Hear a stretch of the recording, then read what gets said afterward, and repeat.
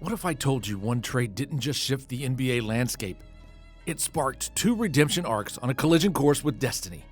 Last year, Minnesota reached the finals only to fall to Dallas. New York bounced in the semis by the Indiana Pacers, the same team now standing in their way once again. Both franchises entered this season with one mission: get over the hump. In a bold franchise-defining move, they swapped stars, Karl-Anthony Towns to the Knicks, Julius Randle to the Wolves. But the deal didn't stop there. Sliding under the radar was Donte DiVincenzo, a gritty, clutch, two-way weapon whose arrival in Minnesota added the firepower and defensive edge they desperately needed. These weren't cast-offs. They were cornerstone players and high-impact pieces, traded not out of failure but out of belief that transformation was the only way forward. Now, both teams are just wins away from the NBA Finals, carried by the very players they bet their futures on. This is the story of how one daring trade became the blueprint for two contenders, and why it might be remembered as the most perfectly executed deal of the decade. The Minnesota Timberwolves entered the offseason in a financial stranglehold with Karl-Anthony Towns' Supermax extension set to kick in. Their payroll ballooned to $165 million, placing them on a collision course with a $65 million luxury tax penalty. After a deep playoff run that ended with a finals loss to Dallas, it was clear the current roster had hit its ceiling, and sustaining it financially was no longer viable. Despite solid box score production, 21.8 points and 8.3 rebounds, Towns' overall impact had waned. His net rating dropped to a 5-year low, and his defensive limitations had become a recurring target in high-leverage playoff moments. With Anthony Edwards rising fast as the franchise's centerpiece, the front office faced a hard truth. Running it back wasn't going to take them further.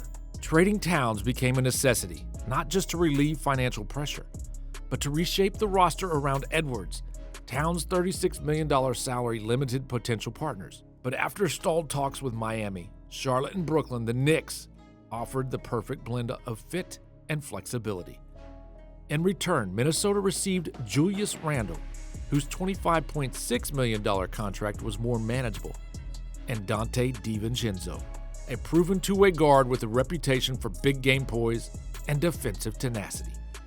Coaches saw Randle as a better match for the West's physical style, while DiVincenzo added something the Wolves sorely lacked: perimeter defense, floor spacing, and championship DNA. His presence fortified Minnesota's second unit and provided lineup versatility the Towns' skill set no longer offered. The trade also allowed Minnesota to re-sign Naz Reid and duck the luxury tax apron entirely, resetting their repeater clock and giving them a 3-year window to build around Edwards without severe financial penalty. It was a calculated sacrifice of star power for roster balance, flexibility, and playoff durability. Towns had been the longest tenured face of the franchise, but in the end, this move wasn't about sentiment. It was about getting over the hump.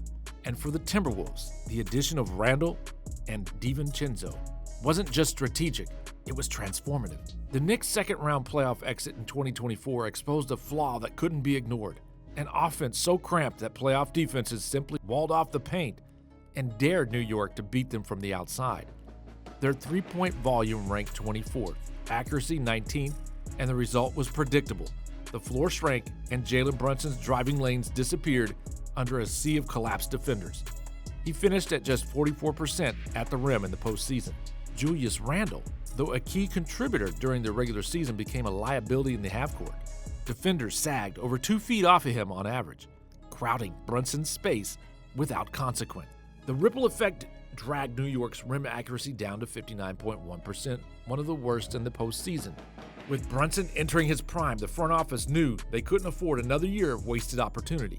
They needed a stretch big who could blow the floor wide open. Enter Karl-Anthony Towns.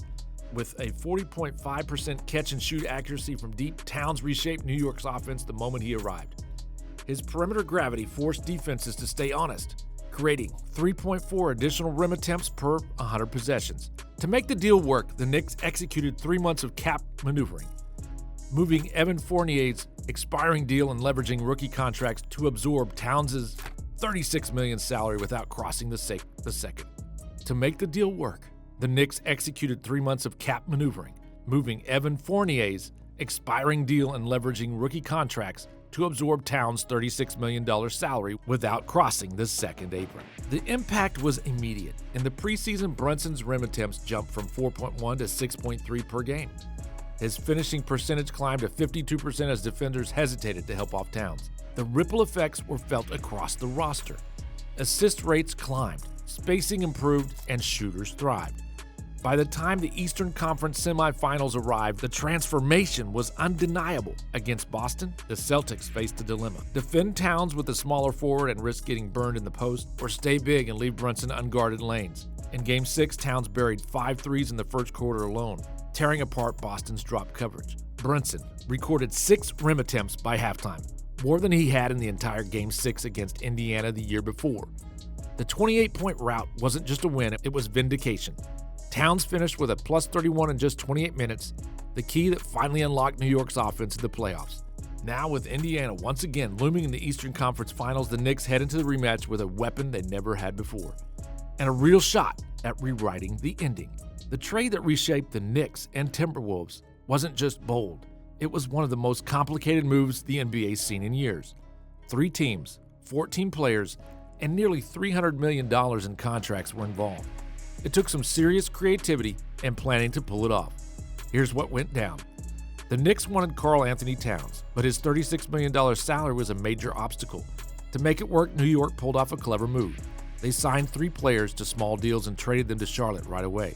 That helped them get around league rules that usually block trades like this in the offseason. The league looked into it, but in the end, it was approved. Minnesota sent out Towns and got back 2 key pieces: Julius Randle and Donte DiVincenzo.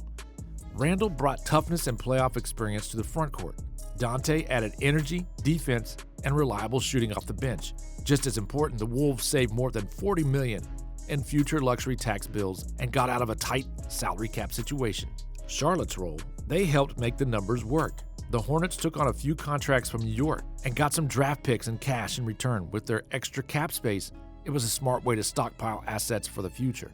When the dust settled, each team got exactly what they needed. New York added a sharp-shooting big man to space the floor for Jalen Brunson. Minnesota retooled around Anthony Edwards with 2 players who fit their system better. And Charlotte played the long game, picking up future value. The best part? The results showed up right away. Towns helped transform New York's offense, while Randle and DiVincenzo helped the Wolves make another deep playoff run. What looked like a risky deal at first turned into a win for everyone, and maybe the most well-balanced trade the league has seen in a decade. Julius Randle came to Minnesota with playoff scars and something to prove. His time in New York was marked by inefficient shooting and postseason letdowns. But in Minnesota, everything changed. The Wolves gave him a defined role in their motion offense, cutting down isolation plays and focusing on ball movement. His efficiency jumped. He shot 54% from the field, posted 51% on post-ups, and boosted his playmaking with over 6 potential assists per game. He wasn't the offensive focal point anymore. He was the engine that kept the system humming. On defense, Randle stepped up. He took on bigger assignments, controlled the glass, and thrived in high-pressure moments. And next to him, Donte DiVincenzo, the unsung piece of the Towns trade, brought relentless perimeter defense and knockdown shooting. While Randle anchored the front court, Donte locked up guards, hit timely threes, and kept the tempo sharp off the bench.